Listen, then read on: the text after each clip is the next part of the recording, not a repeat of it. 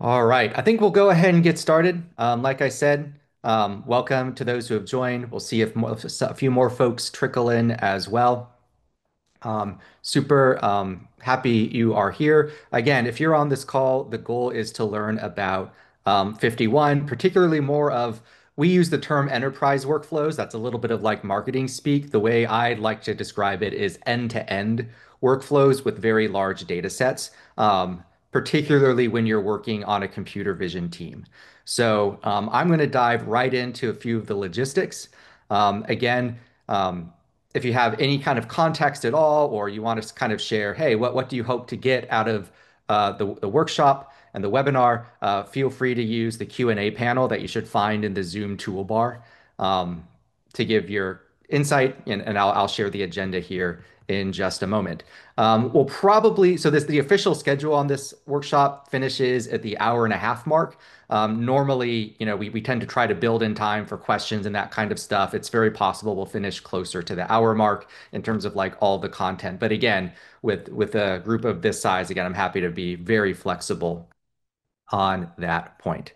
So again, just this, you'll get a link to materials after this is over. Any feedback or interaction at all, feel free to use the Q&A panel in Zoom. You sometimes have to hit that, like, at least I do on my toolbar, you have to hit that like three dots more button on the Zoom toolbar to see the Q&A, at least on my system. Um, Again, let me know if you seem to have trouble finding it. This isn't like a certification type in thing, so you're not going to get like a certificate after this. This is really meant to be educational and kind of lots of demos to kind of demonstrate the platform. So, are you in the right place? Um, there's no one answer to this. Um, this is not a computer vision 101 workshop. So if you've had any exposure to computer vision tooling, if you've had any exposure to 51 as a platform, like the open source platform, that's great. If you work on a team on computer vision projects, if you're curating data sets, training models, performing QA on data, troubleshooting annotations, troubleshooting model failure modes, if you're trying to QA and deploy models, if you're just trying to simplify and automate your workflows, or just understand, how you can use sort of more of a single platform to do more work, this is the place for you. It's really about using 51's features and workflows. This is not an in-depth computer science course. This is not an in-depth Python programming course. Um, it's not like a 101 introduction to 51. We do kind of do a review at the beginning, though.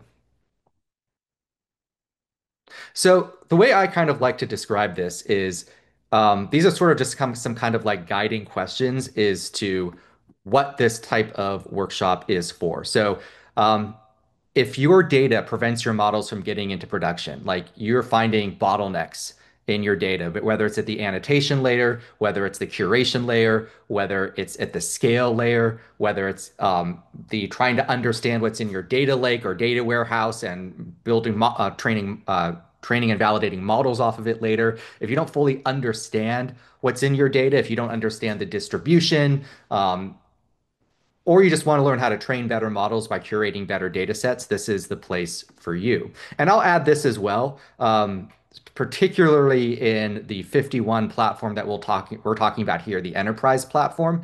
This is meant to be kind of a team-based collaboration platform. That is, it's multi-user, permissions, groups.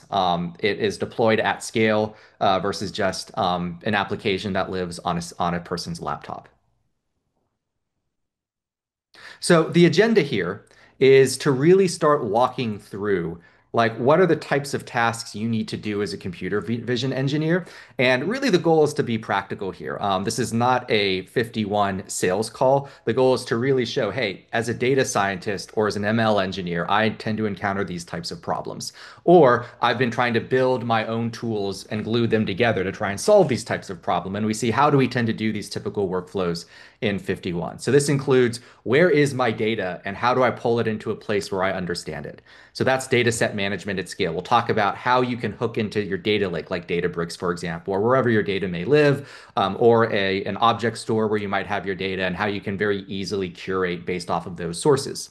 We'll also talk about some annotation steps. So FiftyOne, as of very recently, has started introducing um, auto labeling workflows and QA workflows on labeled data to integrate into the broader data set management approach. I'll talk a bit about that. We'll kind of look at a couple of examples. We'll talk about how zero-shot labeling strategies can help you ultimately create better data sets such that your downstream models perform better, sometimes even better than even human labeled models, depending on the validation set. We'll also talk about what we call out-of-the-box workflows. So teams generally find that there are a lot of um, custom scripts that they write that are also kind of duplicated work in certain ways. So teams will often find that they're writing tons of custom scripts to perform things like model validation and computing metrics and computing the embedding space. Um, and performing scenario analysis on different subsets of data. And we'll see how within the UI of FiftyOne, you can kind of accelerate this process along a bit by using what we call panels as a starting point. And then FiftyOne has like a full API and SDK you can use to customize things as well. We're also going to talk about collaboration.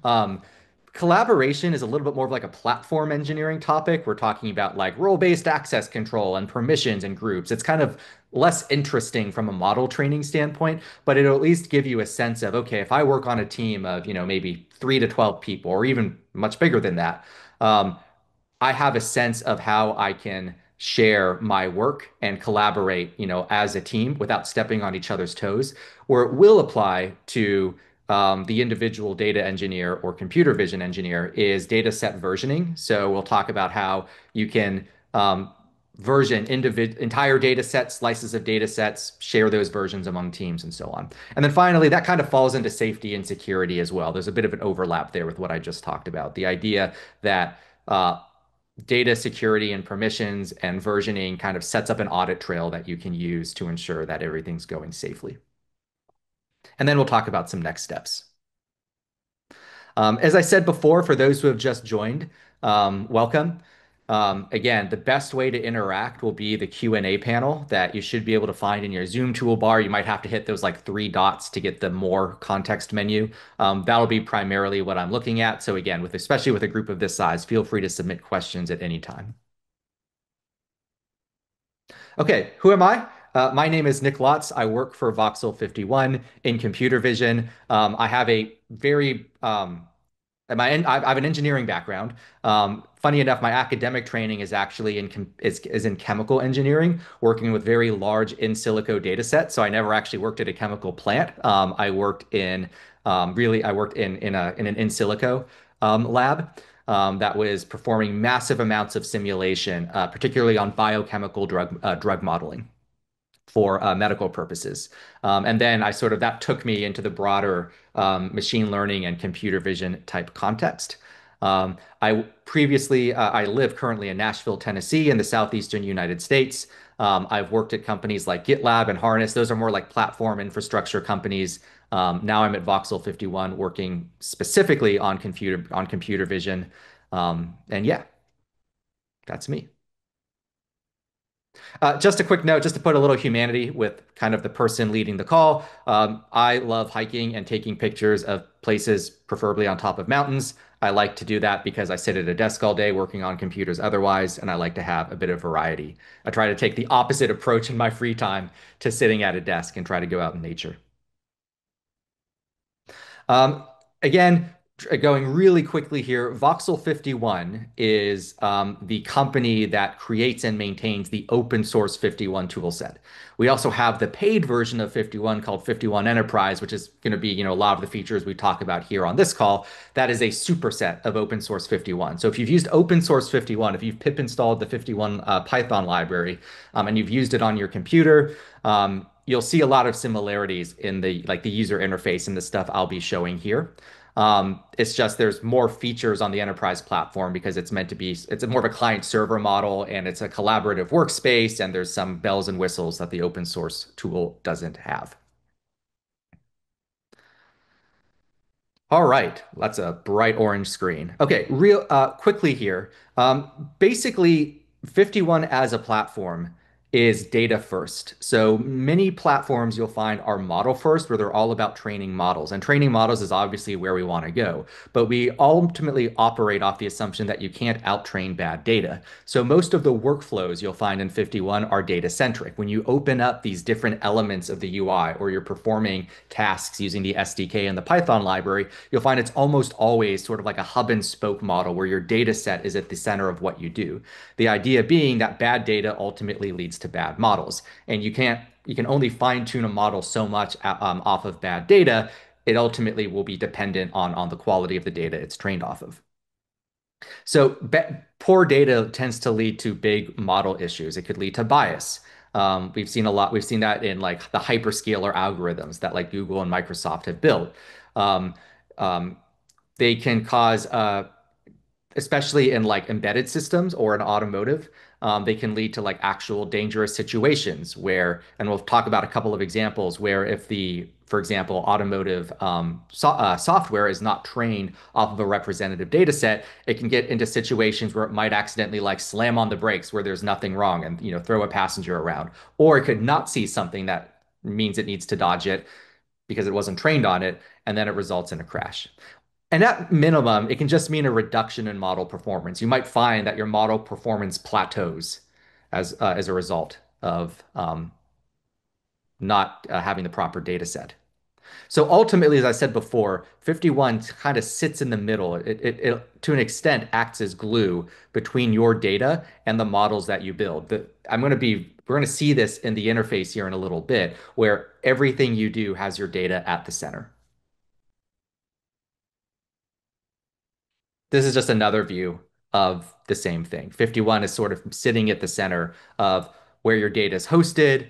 It can integrate with your annotation tools. There's now annotation you can do in 51 as well through what we call zero-shot auto labeling, which I'll talk about in a bit. It has model evaluation workflows. You can train models and evaluate them on the 51 platform. There's built-in compute on the enterprise platform you can delegate operations to as well.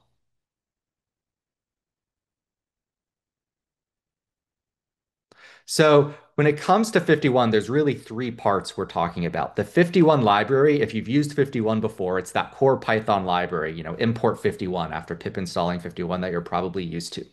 51 brain also gets pulled in, can be pulled in, and it's installed by default alongside the core library when you pip install it, and you that serves as a set of compute algorithms for things like model evaluation, similarity search, vector embeddings, and the like.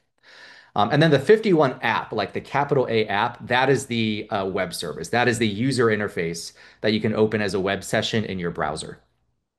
Ultimately, everything you can do in the app is like you can also do with the SDK and the API. So the app is just meant to be a web service and a user interface for everything you could already do with code. So again, we'll see plenty of examples here in a moment. This is just an example of what the 51 app looks like. You might call it like VS Code for your data is some of the language we use here. Again, it's meant to be a almost like an IDE for data set management. And the reason for that is because it's still pretty common that teams will explore data what we call the old-fashioned way, literally open up a file system directory and scrolling through it because that's how they're used to managing their data. But with visual data, that especially that's not practical, right? You really want to see it in a tile grid. You want to be able to see bounding boxes and polylines and cuboids overlaid over your samples. You want to be able to see heat maps and vector embeddings of how your data distribution and then ultimately your model performance. So we need an interface to do that. Again, just another look at what the 51 app looks like. We'll show this up here in just a moment. Okay, and then what we're also going to do is the example I'm going to be showing is on our enterprise platform, which is a superset of 51. The primary difference between 51 Enterprise and 51 is it is meant to be an enterprise application that you install as a client server model. So with regular 51, you're installing the library on your laptop and and when you launch sessions, it's just a web session launching on your laptop. With 51 Enterprise, this is a web service. It's actually a collection of Kubernetes microservices that all run that clients and users connect to. You can still use the Python library with 51 Enterprise. It's just a client now on your system, but you can still run the SDK just fine. You just create a an access token that allows you to authenticate towards the 50 to the 51 Enterprise deployment.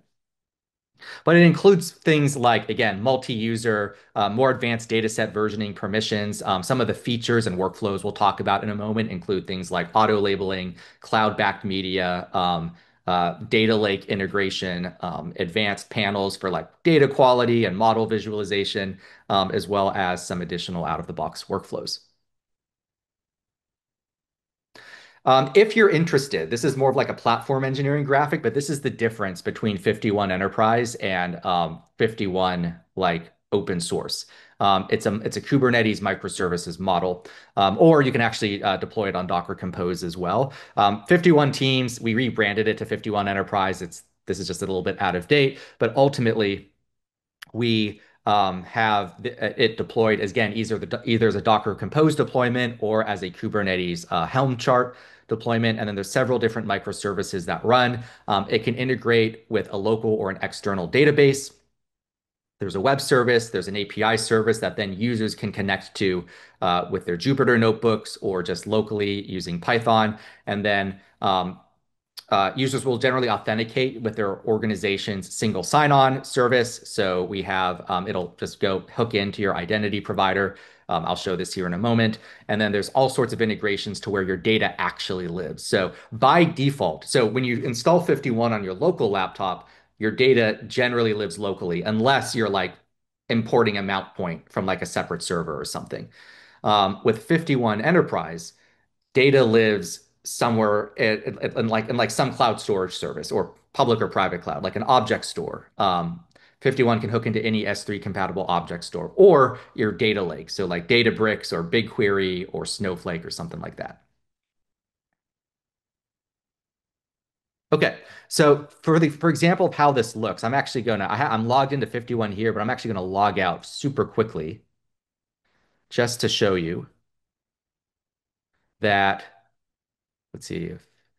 Okay, so this is an example of what like the SSO sign-in looks like. Now, this is an internal 51 deployment. So this will be customized based off what your IDP or SSO looks like. In my case, I have this continue with 51 Teams button. And then I'm prompted to log in. Looks like there's a little bit of a graphic bug there with either my Google account, my single sign-on Google account, or my internal Voxel 51 account. We use Google for SSO, so it's fundamentally the same thing on our case. And then once I log in, I'm now logged in. And then then the immediate thing you see is just a list of the data sets that you have access to. Now, what's different about 51 Enterprise, because it's multi-user, is we have role-based access control. So different people might have access to different data sets. We have a user and group structure that can determine what data sets you are allowed to see and what data sets you're allowed to interact with in different ways. So for example, I might click into this Berkeley Deep Drive data set that I have and work with it here. Now, if I wanted to, if I go to my user settings, you can generate an API key. And again, you can work with it locally, just like the regular AP. You can interact with 51 Enterprise, your 51 deployment, just as if you had 51 locally on your laptop. So you would run this, you could run your Jupyter notebooks, or you can interact with Python from your local system. You just need to authenticate using your key, and you just set a couple of variables that the library will use. You'll point it to the URL of your 51 instance, and then you'll have your key added as well. Okay, so going back here, let's kind of start at the beginning. Like, here is my data. Where does this data come from? Again, with local 51, the data lives sometimes on your local laptop, right? Again, but in general, a local install of 51 is looking for a file, a directory structure to where your data lives. This could be your local computer. This could also be like an iSCSI or some kind of mount point that is being shared by your team that you then, mount onto your system, and then 51 can access it there. In the case of 51 Enterprise, it is the data is normally cloud backed in some way, or it uses cloud protocols, like I said, an object storage protocol or like a data warehouse. So if I look at this data set, and I think the best way to show this is if I just click into a sample, I can see, again, we have all the labels and polylines as well as the actual visual data. I can see that the path to this sample is a Google Cloud bucket. So this is the actual file path. So this is in a voxel 51 test Google Cloud bucket, and then this is the path within that bucket. And even though it cuts off a little bit here. So when this gets configured, for example, when the data set's originally imported, you can create the data set. You can like create a new empty data set within 51, and then if you import samples, whether it's just the media or the media and labels, you can import the data over a variety of formats. So we support many of the major public data set formats like Cocoa and YOLO and DICOM, and there's also a custom 51 format as well. And then the data set directory in this case, give me 1 second here. In this case, oops. Oh, that's weird. Okay. I'll show you just another example here. So for some reason, I think the Google key um, is a little bit wonky on this system. But this is an example of an Azure bucket, right? So again, this is connecting to your cloud media, and your cloud media can be configured also in the settings on the 51 app. So for example, we have this cloud storage section that allows you to um, add storage credentials. I think the Google Cloud credential needs to be updated here, which is why I was wonking out a little bit earlier. So we have the media here, and that's one way you can interact, right? This is sort of the base, for lack of a better word, the basic way. So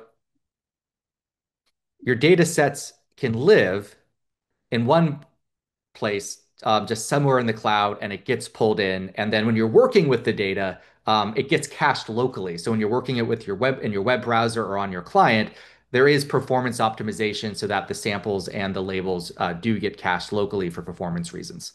But the source of truth is in the cloud object store. Another way to work with data is to integrate with your data lake. So 51 has a feature called Data Lens with the motivation that a given that you have massive amounts of raw data that lives in a data lake or a data warehouse, and you don't exactly know what you need to pull in to call it your data set, right? You just know you have tons and tons of raw data, but you want to be able to explore it and then pull in the necessary samples to augment your data set or to just construct your data set. So let's give the example of Databricks. If I go back to this data set here, there's this, if I want to import new samples, I can open this data lens example. And ultimately, we have what's called a connector to various sources. In this case, it's primarily Databricks is like the main one we're going to use here. Um, and BigQuery is another one that we have kind of example connectors for. A connector is an example of what we call an operator. It's basically a plugin that describes what are the different, how do I connect to a data source, and then what are my queryable parameters based on what that data source supports. So connectors aren't out of the box. It requires a little bit of coding. We have examples on the 51 documentation site. So this Databricks connector, the code for that is actually right here. So notice it's importing 51 and Databricks libraries, and then there's Python code that describes the Databricks connector. That is, how do we like receive samples from Databricks? What are our query parameters? And then the handler is like, how do we render those in 51? It's basically uh, taking those pieces of data and converting them into 51 data set format so the samples can be rendered and imported as a 51 data set. You can find this in the Data Lens documentation under examples on the 51 docs site. So as an example here, let's say I know, let's say I have a scenario. I know that my data set is underrepresented in certain ways. Models are failing in a few key scenarios. Maybe they're not properly detecting pedestrians in low light environments. That's very bad, right? We don't want our self-driving cars to hit pedestrians when they're walking around at night. So if I know those samples are unrepresented, this connector is making use of Databricks' vector search feature so that in this case, it's very simple. I can actually search in natural language and look for samples in my Databricks data lake that follows this particular query. Depending on how you construct your connector, you might have more like specific queries like checkboxes, like I want night labels or dusk labels or labels that have pedestrians. But in this case, I might just say pedestrians walking at night. And I'll set the preview example here, the number to preview here. And this will take a second to query.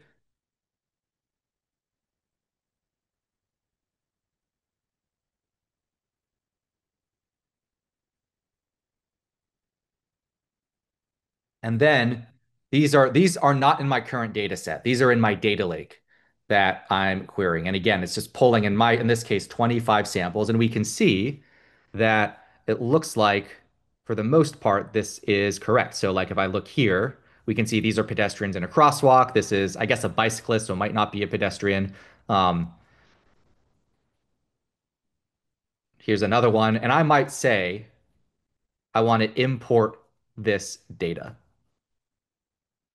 I can choose the number of samples I import, or I can import all matching samples, all samples that match the query parameters that I search for in my data lake. So I might say, this just for purposes here, I might say, I'll pick a small number here. I might want to import 25 samples to augment my data set. And I can choose to say, um, I can import to my existing data set, or I can just import them into a new data set. And I can also tag these samples. So I might say Databricks import, what's the date here? June 4th, for example. And then I can import the data. Another concept that's shown here is when you perform any operation in the FiftyOne enterprise platform, you can run a lot of operations in the foreground. Like I can click execute and it'll just like take up my screen while this runs. What I can also do is I can schedule a background operation that'll run as well. It'll run in the background and on a dedicated on a delegated compute cluster. So if I click here, this has scheduled the import, and this is now a run. It's now queued as a run in, and now it's running as a data set associated run. So this is something that you determine, like your organization determines how they want to set this up.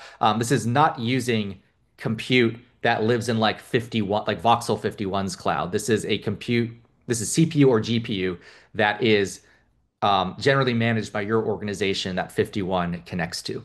So if I now go back to my samples here, I can see by refresh. Let's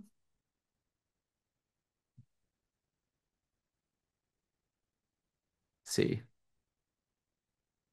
complete a few seconds. Sometimes it takes a second for it to update. Let me go back here.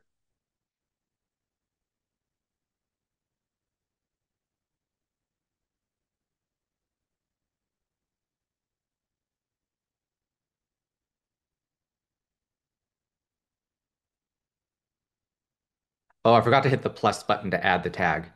Let's see here. Let me try one more time. I'm going to run it in the foreground. Pedestrians walking at night.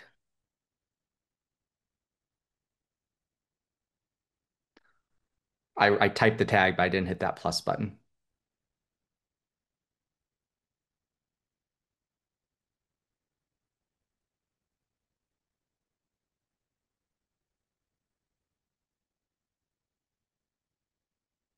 While that's happening real quick, just note, here's another summary. Again, cloud-backed media is the source of where your dataset files live. Data lens refers to connecting to an external data source from which you can pull in new data.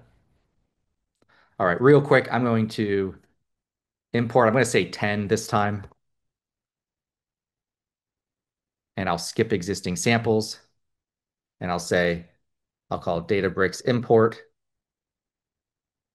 There we go. Now it's included. And I'm going to run this in the foreground.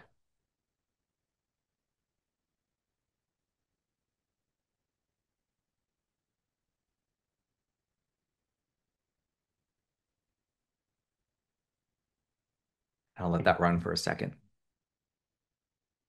Data import complete. Samples were added.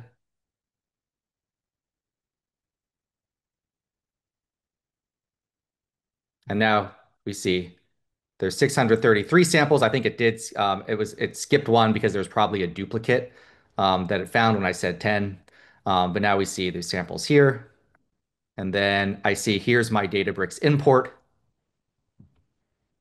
And these are what I just pulled in. Again, just a way to basically part of Data Lens is a way to preview samples without having to import them first. When we looked at that preview view, they were not in 51 yet. They're still in the data lake, but we could then pull them in if we wanted to.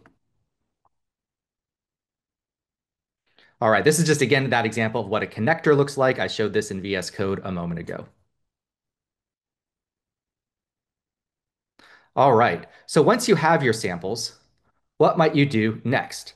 That is where automated data labeling comes in. This is a just released feature that supports zero-shot labeling of data. 51 does not include a human annotation platform within the app. It does integrate with tools like but with CVAT like pretty well. We have first-class integration with it through a native plugin.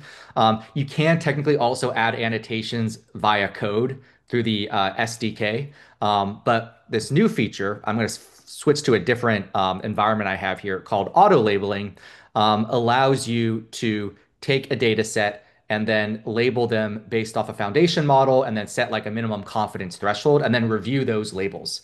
So when it comes to that, let's say I have this data set here. Um, I can open this auto labeling panel and then I can select what do I want to label, like all samples or just some samples or just the current view or the current like selection of samples. In this case, the current view is the whole data set. I didn't filter it by anything.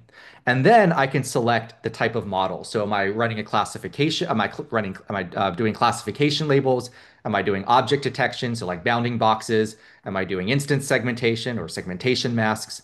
And then based on what I choose, 51 will show the supported models I can use. So in this case, if it's a zero-shot model, it'll show, hey, here are some zero-shot foundation models that we recommend. We have found, just as an FYI, that YOLO World works very well on um, Berkeley Deep Drive against validation sets. Yeah, good question. What's a typical confidence threshold here? So, very interestingly enough, we have found that for zero shot labeling, especially when describing downstream models against validation set, a relatively low to moderate confidence level um, maximizes downstream model performance because it at higher levels it reduces recall to the point where model performance suffers. So we found that to be pretty interesting. So in terms of numbers, a threshold of like zero point 0.2 to zero point 0.5 tends to we found has worked pretty well here. And you might think that and be like, oh man, there's a lot of false positives on the data. But as I'm going to show in a minute, and I'm going to kind of skip ahead a little bit here, false positives are a lot easier to root out than false negatives. And we have tools in 51, like examining the embedding space, that makes it easy to root out false positives, or not easy, but much more straightforward than false negatives, which is a needle in the haystack in a lot of ways. So zero point 0.2 to zero point 0.5 has been, again, it'll ultimately depend on your data, but we found that that level often works very well. So auto labeling can take time from a compute perspective. So what I'm going to do is I'm going to cheat a little bit and I'm going to jump over to um, what is ultimately kind of a silent video walkthrough, but I'm going to quickly describe um, what can be done here. So I just showed this page here. And what you would do again is you would set like the classes, for example. So maybe I want to label cars, truck, and like signs, for example. Or I should say this should really be car singular. And then I can set the model I use, like YOLO World. I can set this is basically what do I want to call my labels? Like what label metadata field am I going to put them in? What is the minimum confidence result? So I said like maybe zero point 0.2. I'll give it like a run name, and then I'll call it auto label, and then ultimately this will start an operation to generate the labels. Again, this would take a while in this case. So skipping ahead, if I go here. So again, confidence threshold, auto label. The result looks like this. So what's interesting is you have the minimum confidence threshold, but then you can drag this slider further to set your like the confidence threshold that you actually want to review. So for example, let's say you did want a higher threshold, you can then filter your results to like 0.75 or whatever you think like will optimize downstream model performance, which again, you might not know at the beginning. So this might be an iterative approach. And then that'll filter the labels accordingly. And then what you can do is you can select samples that you know were chosen well that you then might want to review. So I'll just let this go here. There's a review button at the bottom that you can take the samples you selected and then add them for approval. So what happens then, like once you've like done your zero shot labels? As I said before, we have found that choosing a relatively low confidence threshold is actually good because having just a few more false positives than might be ideal or you might get with human labels actually can help you in the long run because strangely, models we found still do pretty well. And two, they're a lot easier to root out than false negatives. And one way that you can root out false positives is through tools like the embedding space that you can compute associated with your data set. So for example, if I go here to embeddings, I don't have my auto labels on this data set, but I've previously generated these embeddings. And if I color by like labels, for example, here we can see the embedding space for like this sample set of Berkeley Deep Drive by label. And if there are like some particular outliers that look concerning, I could like lasso those outliers and have them appear here. And whoops, let me do this. Uh, oh, sorry, I had this label tag. Anyway, let me try one more time. I can like lasso sections of this and have them appear here and do some like further QA. So for example, with auto labels, again, I'm going to cheat a little bit here and go back to the video. In this case, this example, there's like this segment of significant outliers. Let me skip ahead a little bit over here. And we found that if we lasso this section over here, that these were all of the ego labels that we don't actually want, right? These are the labels of like the POV of the self-driving car that the zero shot model was saying, oh, this is a different car when actually this was the car that the camera was mounted on. So this is a way that we can, without looking at every sample, start to get a sense of, okay, how can we perform QA on the data? And then we can like add a new tag for deletion if we wanted to. So from a data set, so I'll get to model eval in a little bit. So in a data set perspective, that's where auto labeling can come in and be included among your kind of approaches within the platform. And again, we integrate with human labels as well. So we have CVAT integration, and for time's sake, I'm not going to demo it here, but if you can have a human in the loop approach where you can use zero shot as a starting point and then perform maybe some QA within the app, but also if 51 has a workflow that you can look up in the docs that like you can easily just send labels or tag them, and then that integrates with the CVAT integration, and then humans can either like label them further or do QA on them on that side as well.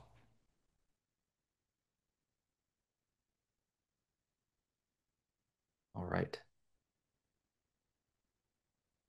Okay. So kind of on the point, let's say you've now curated your data set, you have labels on the data, now you want to train models. So just getting back to the importance of like having quality data. Data distribution is very important. So one way that it's important to have well-performing models is ensuring your data sets are balanced. That is, edge cases are appropriately represented, not overrepresented, not underrepresented. If you have like self-driving, for example, you have appropriate distribution of like day, night, dawn, dusk. If it's like defect detection, if you're in the manufacturing industry, you have appropriate distribution of like actual defective versus non-defective samples in the data set. So a really interesting example that we saw in practice was we had a customer we worked with whose self-driving car software kept detecting potholes when none existed. And the reason for that is because their data set um, due to recent storms in the area, the data their test cars were pulling in were full of like downed trees and like downed power lines. And it wasn't the trees themselves that the model thought were potholes, rather it was shadows on the road. And but from that, we could like look at the embedding space, look at what's called the data quality distribution, which we'll see in a moment, and see the overall balance of the data set and then augment and change it and rebalance it accordingly. Another quick example, there was a retailer whose surveillance cameras thought that there were massive problems with theft in the research in the retail establishment, but it turns out because it was cold outside, everyone was just coming in with heavy coats. But the surveillance software was misinterpreting that as like shady people who were filling up their jackets with goods, when in reality, people were just wearing big coats because it was cold outside. Again, this is something that you can help to solve by curating better data sets. So one way that we can troubleshoot and look at what our data set balance is through what we call the data quality workflow. So as an example, I think I can do it here. This is another panel. And I'll check here to see if data quality is presented here. Yes. Okay. So there are a variety of like compute metrics that you can use to get a distribution of your data, such as brightness, blurriness, aspect ratio, entropy or noisiness in the data, or near and exact duplicates. So for example, if I know that my models have like trouble in glare conditions, I can look up the distribution of brightness, for example, and I can, for example, say, hey, what are like the brightest samples that I'm dealing with? And are they appropriately labeled? Are there issues with the labels? So for example, if I look up my label tags here, or sorry, if I like if I look at the different scenes and weather classifiers, or if I look at the bounding box protections, are there like issues with these types of samples that are either incorrect or just poorly represented such that the model has problems? And I can also just look at the distribution and say, hey, in my data set, is this the distribution I want? This is proper. Should it look like this? Should it be more of a bell curve or a normal distribution? Should it be the inverse of that and have both extremes represented? What should it look like? And um, I'm going back here. And similarly with like blurriness, right? So for example, here, there might be some like extremely blurry conditions that are throwing off my model.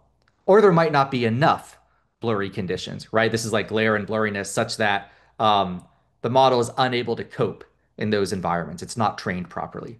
So the data quality workflow, this isn't like improving, the quality of individual samples. This is understanding the distribution of various attributes of your data and making sure it's properly represented.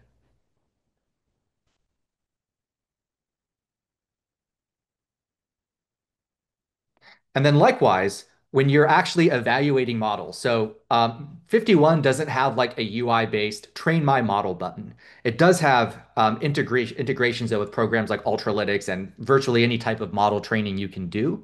And then it has a compute evaluation function you can run that'll actually like compute the core evaluation metrics for like the prediction labels versus the ground truth and have them represented. And you can also compare different model runs as well. So for example, I'm going to jump to a different data set called MVTech, which is a manufacturing data set.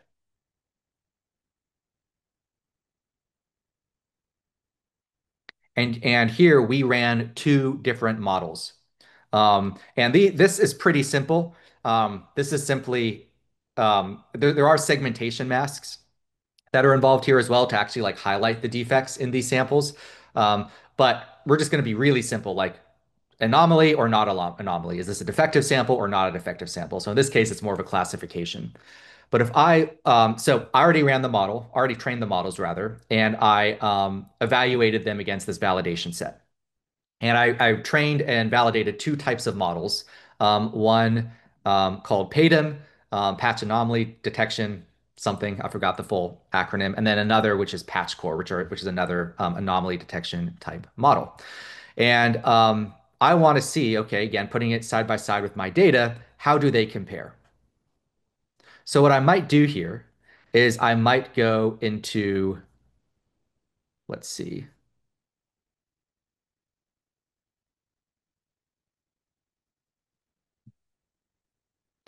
Here's my PATM classifier.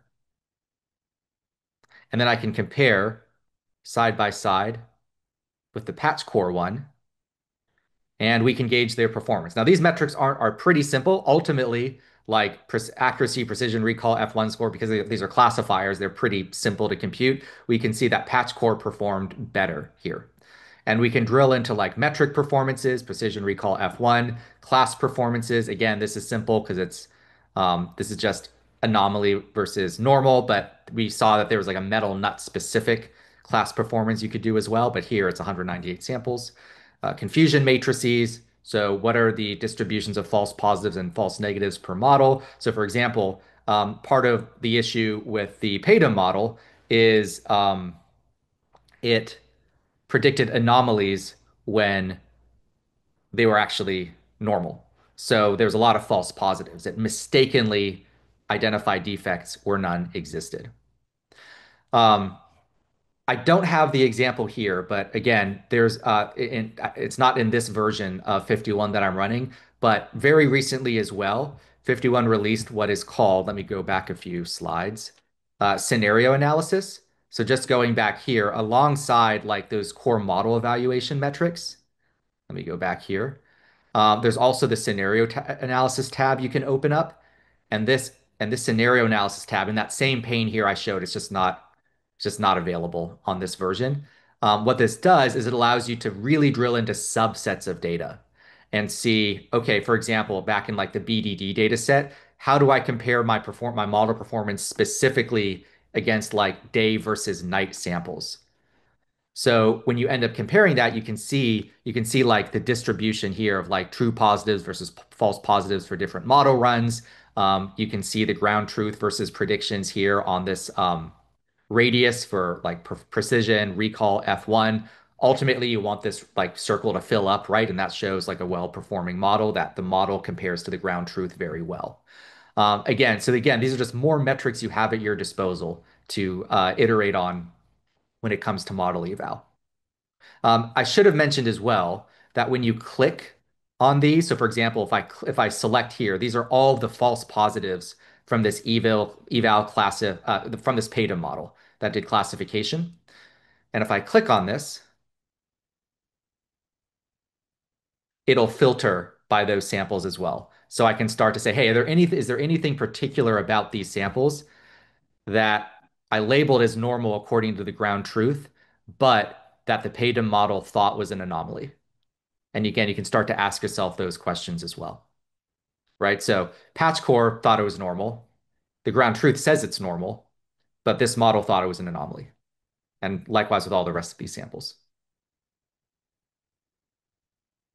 Or I guess in this case, there might be a couple that patch core also thought were anomalies. I'd have to look, but all right.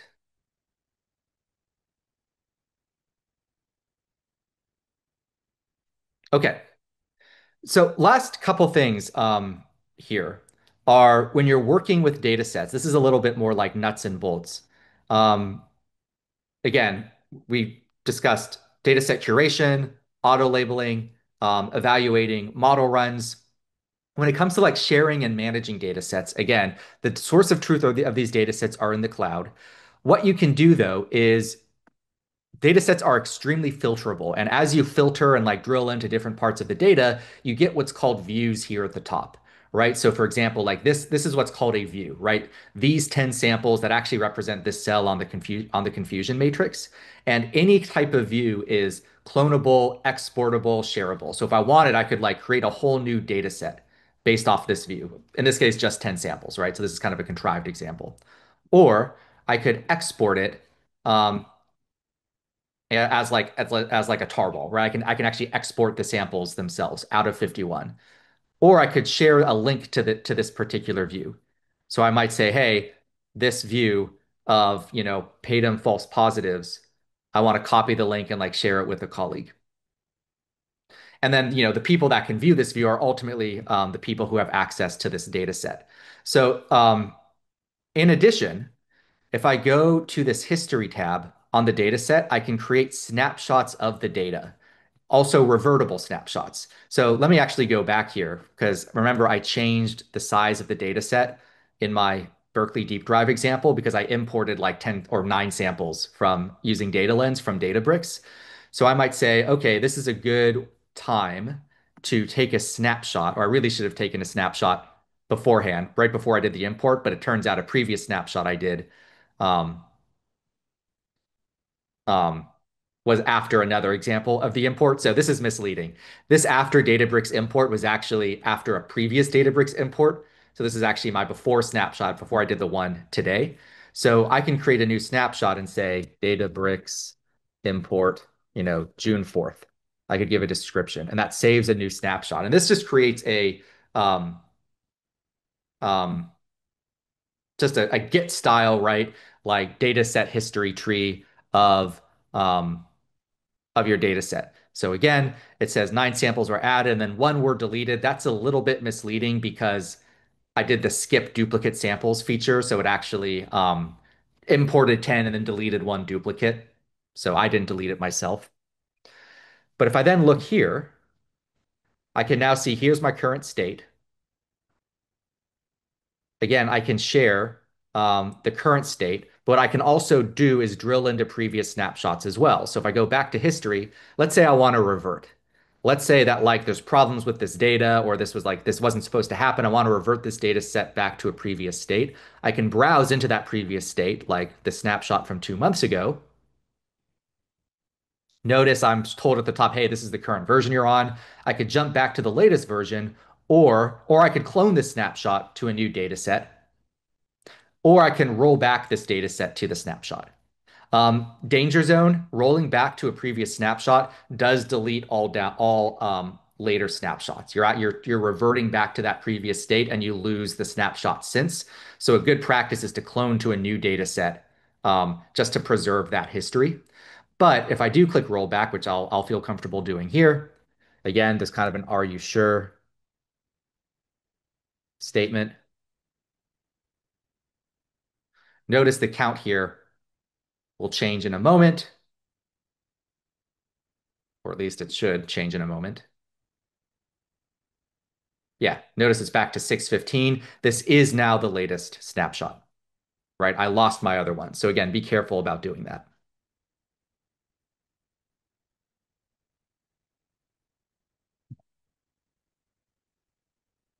All right. So it's just a reminder here, again, when it comes to collaboration, remember 51 open source is generally single user. People have kind of made workarounds to like work with other users on it. They might host 51 on like a shared server and people SSH into it. And then, they might run commands against that server. The server might mount data on like local file system mount points.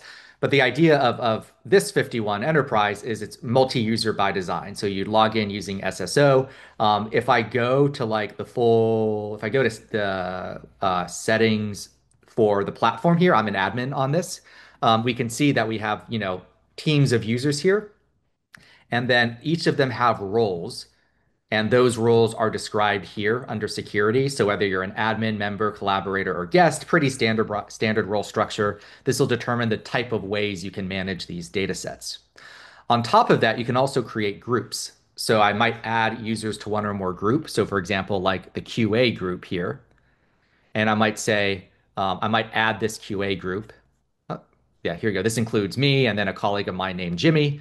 And then if I go to, I might then say, if I go to a data set under the data set manage settings, I can grant a group, which is this QA group here, specific access. So maybe they can view, they can tag data, they can edit, or they can manage the entire data set.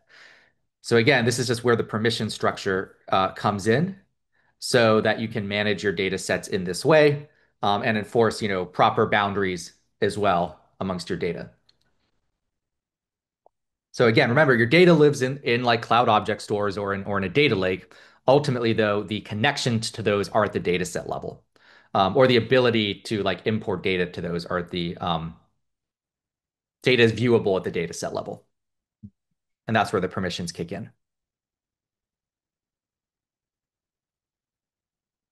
All right, I talked about different data versioning as well. I didn't say this explicitly, but remember when I deleted my other snapshots because I rolled back, but you saw in the snapshot view where it showed like these samples added, one deleted, right? So that you can compare sort of the changes between snapshots in that way, and you can roll back as well, like I showed. All right. So again, if we talk about end-to-end workflow here, the big, I'd say the most prominent power of the 51 platform is the curation of very large data sets, and that's why we put it at the center. So we have all these filters here on the left. When it comes to data quality, you can like show again what are the different crucial metrics to understand your distribution.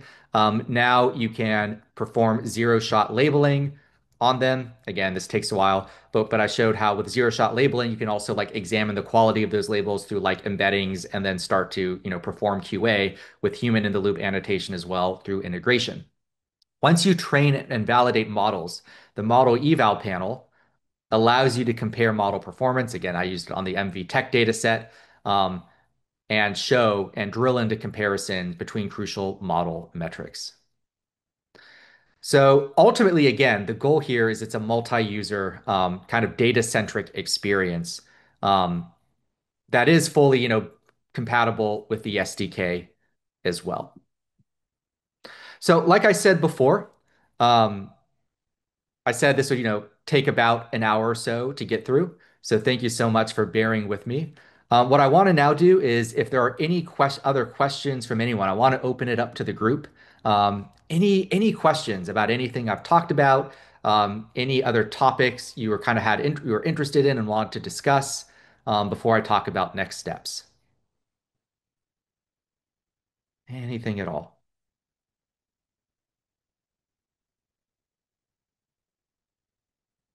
All right. Well, I will add one more thing.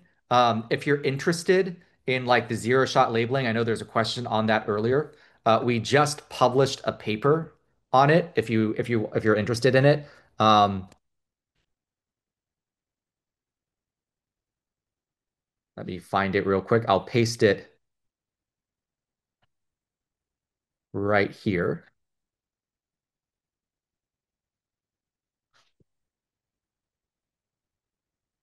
Bear with me one moment.